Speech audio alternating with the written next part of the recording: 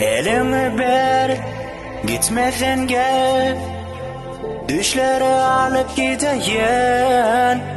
Gözümü yum, sevimi duy.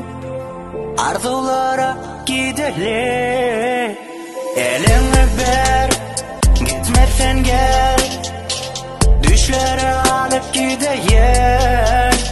Gözümü yum, sevimi duy. Arzulara gidelim. Gelinle, gelinle, gelinle. Bana söylerin de.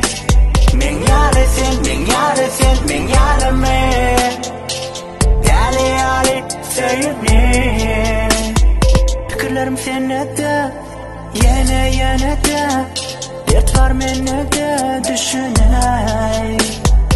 Arzular sen ulan, durmuşum sen ulan. Bu ömrüm sen ulan, yine de.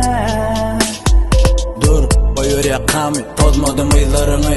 Devirmemem dünyamı, yüzün ok inigami. Bilem ok kim güneli, belki de sen ya da men. Sevgim ulan meni yen, sen yine kaydıp gelen. Bizim sevgimiz zehirmen, bu seteler yürekten. Senin iyisini unutman, seyredip durmuş o bulutlan arasından. Zıklalı kırasından, giderli tut elimden. Bugünler kutormasın, kutorsa birden. Yaralar sarılmasın, sensizlik yaşamasın. Terk etsen birden, yaprakla sarılıp uçların kışlamasın. Süyörler taşlamasın. Elimi ver, gitmesen gel.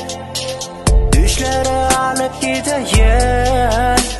Gözümü yum, sevimi duy. Arzulara gidelim. Elimi ver, gitmesen gel. Düşleri alıp gideyim. Gözümü yum, sevimi duy. Arzulara gidelim. Gelinle, gelinle, gelinle.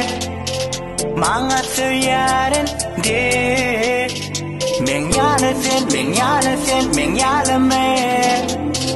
Deli ali söyle. Fikirlerim senede, yine de. Dert var menede düşüney.